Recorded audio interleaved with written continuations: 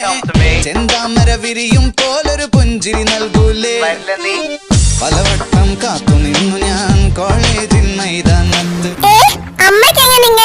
നിന്റെ അമ്മയ്ക്കും അമ്മായിപ്പനും നല്ല പരിചയം ഉണ്ടെന്ന് തോന്നി. അപ്പൊ പിന്നെ കാര്യങ്ങളൊക്കെ എളുപ്പമായല്ലോ. ഇനി പ്രൈം മിനിസ്റ്റർ ആണോ? അത് പ്രൈം മിനിസ്റ്റർ മഹാത്മാഗാന്ധി അല്ലേ? പേരേലും അറിയാലോ. അപ്പൊ കറക്റ്റ് ആണല്ലേ? എനിക്ക് അപ്പോഴേ അറിയായിരുന്നു. ഇതാരാ അപ്പ? അത്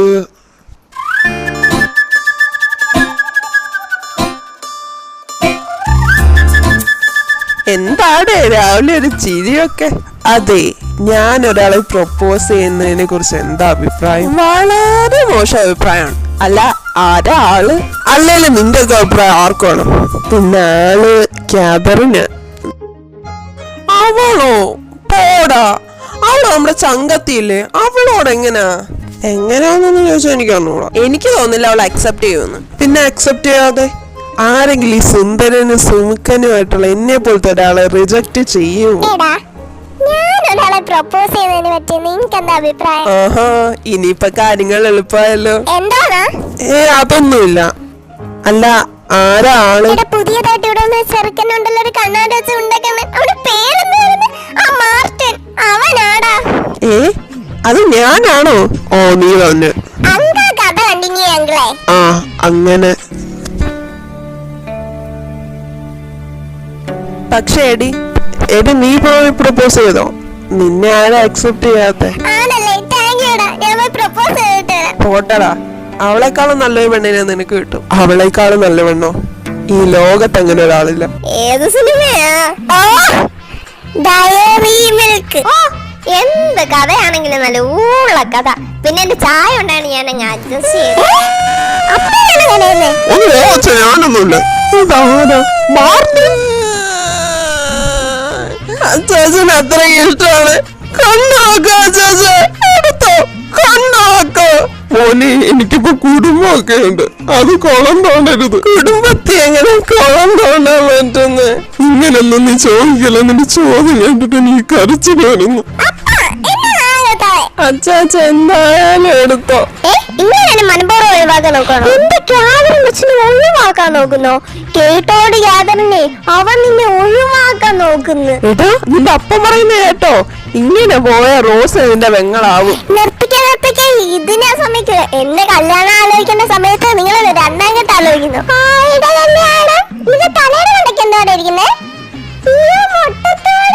എന്തായാലും അച്ചാച്ചനെ എടുത്തോ.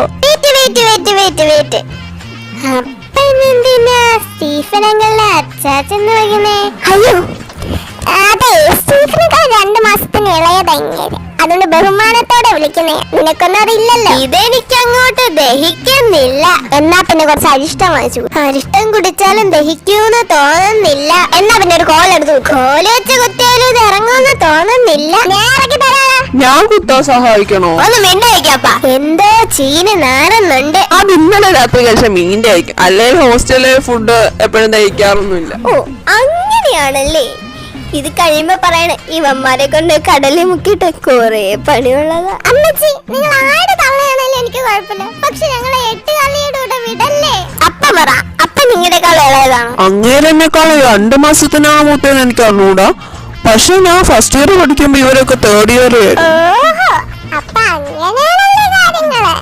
അമ്മച്ചിയെ എന്തുവാടാ? ഏയ്, ഒന്നുമില്ല. നിങ്ങളെന്താ അതൊന്നും പറഞ്ഞിരിക്കാൻ സമയമില്ലെന്ന് പൊന്നേച്ചി. സൂസി ടീച്ചർ കാർഡ് ഇളക്കിക്കൊണ്ട് വരുന്നുണ്ട്. ജിയോ വേണേ നീയൊക്കെ ഓടിക്കോ. ഇയ്യോ,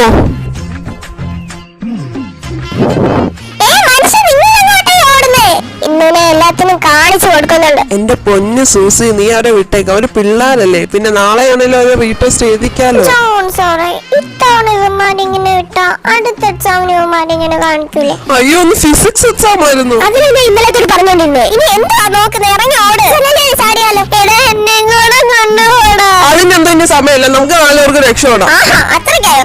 സൂസി ടീച്ചറെ,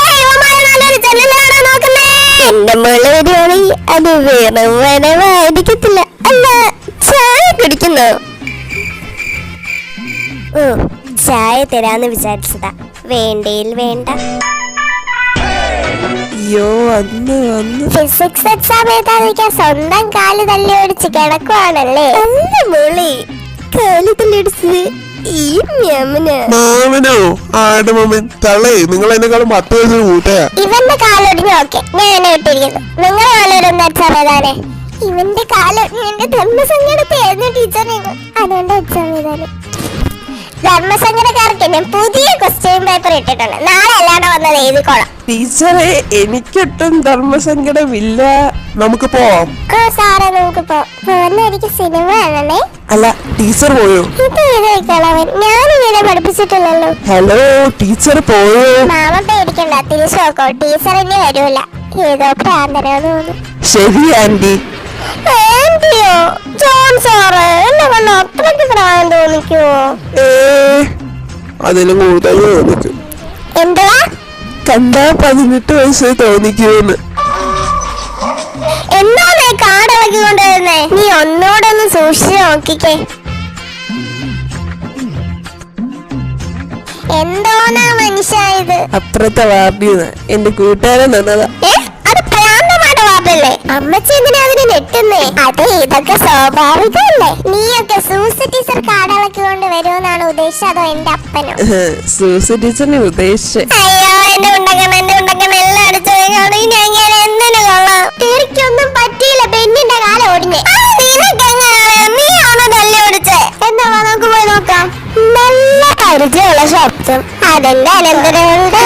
അയ്യോ, ഞാനിപ്പോ ഇവിടെ പോയി വിളിക്കാൻ പറ്റും. അയ്യോ, ഇവിടെ പോയി വിളിക്കാൻ പറ്റുന്നില്ല. നീ എന്റെ പുറകെ വിളിച്ചോ, ആരും കണ്ടുപിടിക്കത്തില്ല.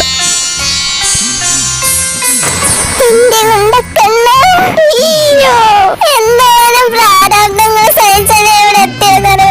ഇന്നലെ രാത്രി നിന്നെ കാണാൻ വേണ്ടി ഹോസ്റ്റലിൽ എന്റെ സഹായത്തോടെ കേറിയിട്ട് കണ്ടോ, കേട്ടിട്ട് അവനെ വരെ കടച്ചിട്ടുണ്ടെന്ന്. എന്നിട്ട് പൊന്ന ത്രേസി തള്ള കാണണം. ഞാൻ രാവിലെ 8 മണിക്ക് അവിടെ ഇറങ്ങിയത്. അയ്യോ, എല്ലാം തീർന്നു. അല്ല, കുറച്ച് ചോര കുടിക്കുന്നോ? അയ്യോ, ഇവരിവിടെ ഉണ്ടെന്നെന്താ നീ പറയാനേ? നീട്ടൊന്നും ഇനി ഒരു കാര്യമില്ല. അമ്മച്ചിയുടെ ഫൈനൽ ഫോം എടുത്ത് നിനക്കൊന്നും അറിയത്തില്ല അമ്മച്ചി. അപ്പൊ ഇങ്ങനെ ചായ കുടി തുടങ്ങല്ലേ? അപ്പൊ പിന്നെ ഗുഡ് ബൈ ഡറി. അവൻ ചിരിച്ചടാ. I love you.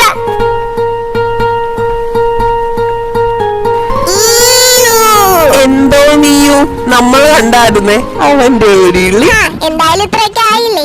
എന്റെ മോളെ സെലിനെ, നീ മാത്രമേ ഉള്ളൂ ഈ വീട്ടിൽ മൂത്ത ആവശ്യിക്കുന്നത്. അപ്പൊ നിനക്കൊരു കല്യാണമൊക്കെ വേണ്ടേ? ഇവിടെ ഞങ്ങൾ വന്നപ്പോഴേ ഒരു ചുള്ളൻ ചെറുക്കനെ കണ്ടായിരുന്നേ. ആള് ഡോക്ടറാണ്. പിന്നെ ഒരു ചെറിയ പ്രശ്നമുണ്ട്. കഴിഞ്ഞ എപ്പിസോഡിൽ ഞാൻ അറിയാതെ തന്നെ ഒരു 5-6 ചീത്ത വിളിച്ചായിരുന്നു. അതൊന്നും കുഴപ്പമില്ല അമ്മ. അപ്പൊ കുഴപ്പമില്ലേ? എന്തായാലും ഞാൻ അവനെ കെട്ടാൻ പോകുന്നില്ലല്ലോ. അതുകൊണ്ടല്ലേ ഞാൻ ചോർത്തത്. ക്രിസ്മസ് ഇങ്ങോട്ട് വരുന്നുണ്ട്. ഒന്ന് പതുക്കെ പറ, എനിക്കും അറിയാം. നാളെ അല്ലേ ഞാൻ കാണാൻ പോകുന്നുണ്ട്. നാളെയോ? ഇന്ന്. ഇപ്പൊ എവിടെ വരുന്നുണ്ടെന്ന്? ഇപ്പൊ വരുന്നുണ്ടെന്നോ? ഞാൻ വിളിച്ചു പറയട്ടെ. ആ ഫോൺ എന്തിയെ? അത്യാവശ്യ സമയത്ത് അപ്പ എന്റെ ഫോൺ എറിഞ്ഞു കളിക്കുന്നു. എനിക്ക് ഫോൺ ഇല്ലാത്തോണ്ടല്ലേ. എന്തോ ഫോണിന് സംഭവിച്ചെന്ന് പറഞ്ഞോളൂ. എന്തോ പറ്റിയതാ അപ്പ? ഞാൻ പറയാം, നിന്റെ അപ്പനുണ്ടല്ലോ ഫോൺ എടുത്ത് കിണറ്റി വന്ന പൊട്ടുവന്ന്. എന്നിട്ട് ഇങ്ങനെ വശം നിന്നാ ഞാൻ പോയി ആ കിണർ ഫുള്ള് പോയി പുറത്തിട്ടിട്ട് ഫോൺ കിട്ടില്ല. ഇപ്പൊ ആ വീട്ടുകാർക്ക് വെള്ളമില്ല. അവരെ ഇങ്ങനെ തപ്പി നടക്കും. ഫോൺ വിളിച്ചിട്ട് ഇങ്ങനെ എന്താ എടുക്കാത്തെ? സെലിൻ മോളെ സർപ്രൈസ്.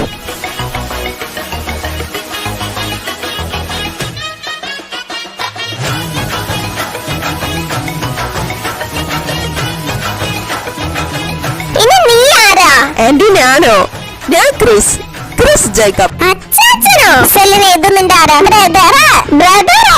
എനിക്ക് പറഞ്ഞൂടാ. ചേച്ചി ഉദ്ദേശിച്ചത് എന്റെ ബ്രദർ എന്ന്. ചേച്ചിയുടെ ബോയ്ഫ്രണ്ടാ. ഓ, ഇപ്പഴാ പൂർണ്ണമായി. ഇനി ആർക്കെല്ലാം ഉണ്ടെങ്കിൽ പറ, കല്യാണം നടത്താൻ അച്ഛനെ വിളിക്കണം. ശരിക്കും? അപ്പൊ ഇന്ന് ഇതിനൊരു തീരുമാനം. എന്തിനാ അച്ഛനെ വിളിക്കുന്നത്? എനിക്ക് തന്നെ ഇഷ്ടമൊന്നുമല്ല. ബഹുമാനപ്പെട്ട സ്റ്റീഫനങ്ങളുടെ ക്യാബിൻ ആന്റിയുടെ മുൻപ് എനിക്കൊരു കാര്യം ബോധിപ്പിക്കാനുണ്ട്.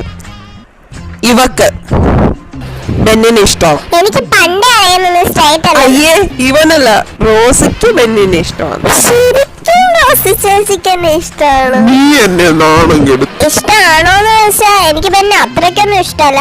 നോർമൽ ഇഷ്ടമാണ്. ഇതൊന്നും നടക്കത്തില്ല. എനിക്ക് ഇങ്ങനെ ഭയങ്കര ഇഷ്ടമാണ്. എന്നാ പിന്നെ എനിക്ക് ബെന്നിനെ ഭയങ്കര ഇഷ്ടം. നിനക്ക് എന്താണ് എന്നെ ഇഷ്ടമല്ലാത്ത? ഇഷ്ടമല്ലെന്നോ?